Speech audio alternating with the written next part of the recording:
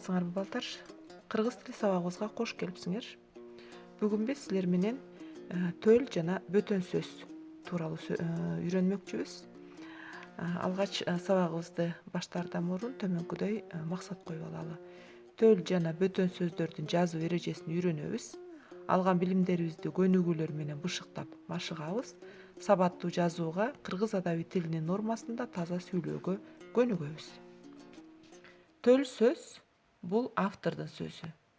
Бөтөн сөз бул башка бирөөнүн сөзү. Мисал келтирип көрөлү. Даанышман мындай дептир: бекерчиликтен адам шайкелеңдикке барат. Шайкелеңдик болсо адамдын тынчын алат. Бул жерде балдар кызыл менен жазылып турган даанышман мындай дептир деген бул автордун сөзү. Же болбосо өзүбүздүн сөзүбүз деп да айтышат. Ал эми бекерчиликтен адам шайкелеңдикке барат, шайкелеңдик болсо адамдын тынчын алат деген сөз бул бөтөн сөз, башка бирөөнүн айтып жаткан сөзү. Бөтөн сөз балдар эки топко бөлүнөт: тике жана кыйыр сөз болуп. Эми ошонун ичинен биз тике сөз деген кандай болот? Ошого көңүл бөлөбүз. Башка бирөөнүн сөзүн биз эч кандай мындай бир өзгөрүүгө учуратпай, грамматикалык тутумун сактап туруп берсек, анда ал тике сөз болот.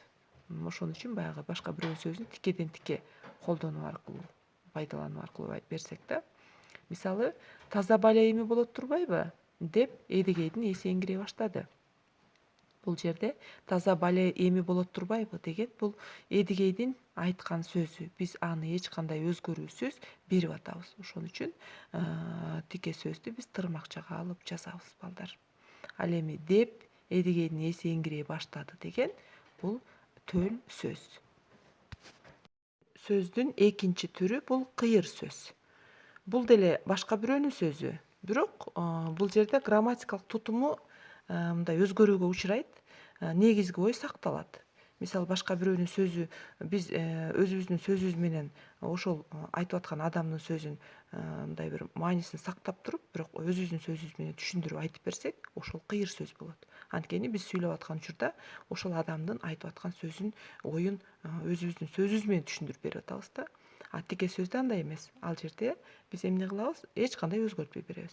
Эми салыштырып көрөсүңөр. Кыйыр сөздө таза бале эми боло тургандыгын Эдигей айтып, эси эңирей баштады дейт. Бул жерде Эдигейдин таза бале эми боло тургандыгы тууралуу сөздү сүйлөп аткандыгын биз түшүнүп атабыз. Ошол сөз бөтөн сөз экенин түшүнүп атабыз, бирок аны биз өзүбүздүн сөзүбүз катары берип атабыз да. Мына ошон үчүн бул жерде тике сөз менен анан тиги төл сөз экөө аралашып, анан кийин негизги маани бирок бөтөн сөздүкү берилип аткандыгына байланыштуу. Муну биз кыйыр түрүндө түз эмес, кыйыр түрүндө башка бирөөнүн сөзүн өзүбүздүн сөзүбүздө түшүндүрүү үчүн колдонуп аткандыгыбыз байкалып турат. Мына ошону биз кыйыр сөз деп айтат экенбиз. Тике сөз менен төл сөздө коюлуучу тыныш белгилер жөнүндө сөз кылалы. Негизинен тике сөздү же бөтөн сөздү, башка бирөөнүн сөзүн биз тырмакчага алып жазабыз балдар. Мисалды карап көргүлө. Эмгек кылбай өнмөк жок деген макал бар. Бул жерде бөтөн сөз эмгек кылбай өнмөк жок деген кызыл менен белгиленип турат. Түбүндө схемасын карагыла, Б, С деп турабыз. Мына ошол бөтөн сөздү биз тырмакчага алып, үтүр коюп, сызыкча коюп туруп, анан төл сөздү жазабыз. Деген макал бар. Бул Т, С деп берип атам схемада, жакшылап карагыла. Кийинки сүйлөмдү өтөйүн. Ким тапшырманы аткарбаса, деди мугалим, мен ага баа койбойм. Бул жерде карагыла балдар. Бөтөн сөз ким тапшырманы аткарбаса, схемада Б, С деп тырмакчага алдык. Тырмакча алынды. Андан кийин деди мугалим деп турат. Бул жерде деди мугалим деген бул төл сөз. Мына ошол бөтөн сөздүн ортосуна төл сөз келип кала турган болсо, анда биз бөтөн сөздү төл сөздөн ажыратыш үчүн төл сөздүн эки жагына үтүр жана сызыкча менен белгилейбиз. Мынакей деди мугалимдин астында дагы, өзүнөн кийин дагы үтүр, анан кийин сызыкча коюлуп атат. Анан кийинкиси мен ага баа койбойм деп бөтөн сөз бүтүп атат, анан тырмакчаны жаап чекит коюп коебуз. Демек бул жерде бөтөн сөз, анан үтүр менен сызыкча, төл сөз, кайра үтүр менен сызыкча, анан бөтөн сөз болуп туруп анан тырмакча жабылып, анан чекит коюлат. Кийинки сүйлөм: кайда жүрөсүң деп бир маалда Аманбек келди. Сени күтүп калдык. Эми карагыла, бул жерде дагы жана экинчи сүйлөмдөгүгө окшошураак, бирок бул жерде сүйлөм бүтүп атат. Кайда жүрөсүң деген суроолуу сүйлөм, башка бирөөнүн сөзү бөтөн сөз. Ошон үчүн суроо койдук, тырмакчаны ачып туруп суроо койдук, анан сызыкча коюп туруп, деп бир маалда Аманбек келди деген бул төл сөз. Ушул төл сөз менен сүйлөм бүттү, бирок биз кайра эле дагы тырмакчаны ачып отурбастан Аманбектин дагы сөзү уланып атат да, ошон үчүн биз тырмакчаны жаппай туруп эле сызыкча коюп туруп, сени күтүп калдык деген сөздү, бөтөн сөздү жазып, анан тырмакчаны жаап чекит коюп коебуз. Эми схемасын карагыла. Демек бөтөн сөз, суроо белгиси, сызыкча, төл сөз, чекит, сызыкча, анан бөтөн сөздү жазып туруп, анан тырмакчаны жаап чекитти коюп коет экенбиз. Эгерде ушундай суроолуу сүйлөм боло турган болсо, анда суроо белгисин коюп, сүйлөм аяктап калса, анда чекит коюп туруп, анан сызыкчалар менен ажырата берет экенбиз. Эгер төл сөз бөтөн сөздүн ортосуна келип калган болсо, балдар. Эми балдар, алган билимдерибизди бышыктоо үчүн 230 көнүгүүнү карайлык. Бул жерде берилген сүйлөмдөгү тике сөздү төл сөзгө, төл сөздү тике сөзгө айландырып жазып чыккыла дейт. Демек, мен жана дагы айттым, кайра бир сыйрада эсиңерге салайын. Эгерде тике сөз боло турган болсо, аны биз кыйыр сөзгө айландырабыз. Ал эми кыйыр сөз боло турган болсо, аны биз тике сөзгө айландырат экенбиз. Экөө тең эле, бирок бөтөн сөз, балдар. Анда баштадык. Адилет адам азаттыкты жалпыга, ал эми адилетсиз жалгыз өзүнө каалары жөнүндө Берне өз убагында эң туура айткан.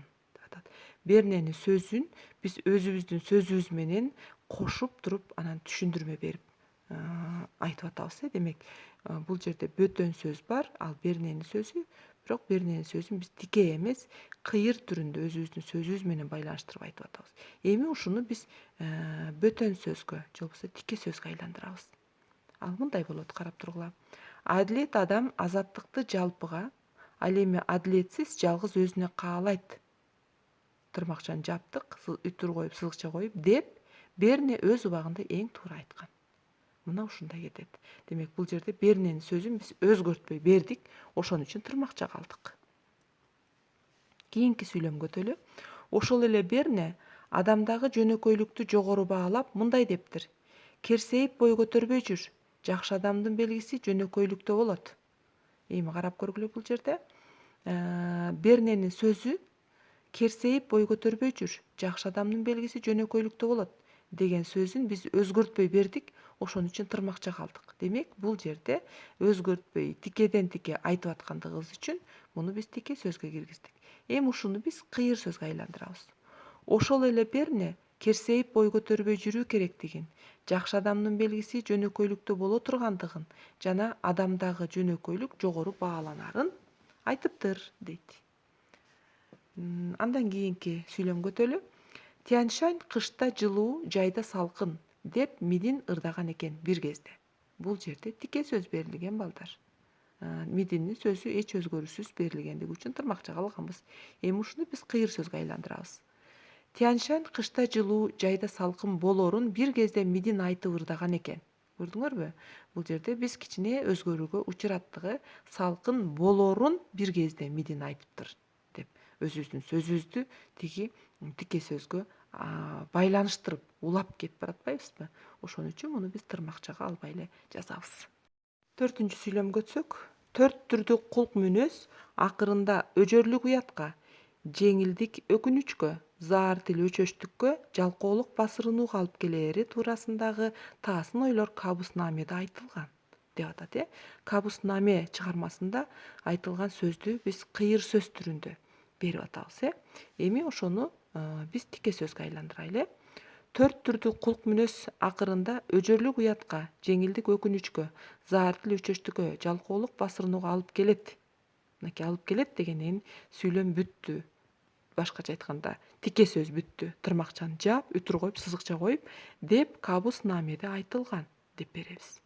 Демек бул жерде биз кабыстын аменин сөзүн эч кандай өзгөрүүсүз өзүндө бергендигибиз үчүн аны тырмакчага алыптырбыз. Кийинки сүйлөмүбүз Карамзиндин жашоо турмуш жөнүндө мындай бир айтканы бар. Дүйнө толкуган океан, анда компас менен сүзгөн суучул бактылуу, а компас болсо тарбия. Бул жерде Карамзиндин сөзүн биз тырмакчага алып жаздык. Анткени бул Карамзиндин сөзүн эч кандай өзгөрүүсүз берип атабыз. Ошон үчүн.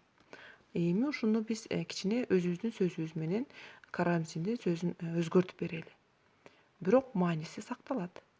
Дүйнө толкуган океан, анда компас менен сүзгөн суучул бактылуу, а компас болсо тарбия экендигин Карамзин жашоо турмуш жөнүндөгү ойлорунда айткан экен деп атабыз. Көрдүңөрбү? Демек кичине өзгөрүүгө учурагандыгына байланыштуу муну биз тырмакчага алган жокпуз. Эми балдар 231-көнүгүүнү карайлы. Бул жерде сүйлөмдөрдү окуп, төл жана бөтөн сөздөрдү ажыратып, бөтөн сөздөрдү көчүрүп жазып, синтаксистик талдоо жүргүзөт экенбиз балдар. Бир гана төл сөз калат. Ал эми тырмакчанын ичиндеги бөтөн сөздү биз көчүрүп жазабыз. Тырмакчаны эгерде төл сөздөн бөтөн сөз ажыратылып бериле турган болсо, анда аны тырмакчадан алып эле жазабыз. Гете мындай дептир. Байлыктан ажыроо анча мынча жоготуу, кайраттан ажыроо баардыгын жоготуу деген сөз экен. Муну ошону алабыз дагы, анан синтаксистик талдоо жүргүзөбүз. Кийинки экинчисин карагыла.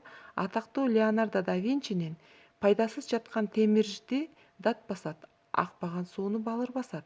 Ал эми пайдаланбаган акылды маң басат деген акылма сөзү эл арасында кеңири маалым. Бул жерде көк менен жазылып турган ушул да Винчинин сөзү, ошону гана биз тырмакчадан чыгарып өзүнчө алабыз дагы, аны синтаксистик талдоо жүргүзөбүз балдар. Урматтуу балдар, берилген тапшырманы аткарып бүткөн болсоңор, анда үйгө тапшырмалуу алалы. Үйдө 131-көнүгүү берилген макалдарды төл жана бөтөн сөз кылып кайра жазып чыгасыңар дейт.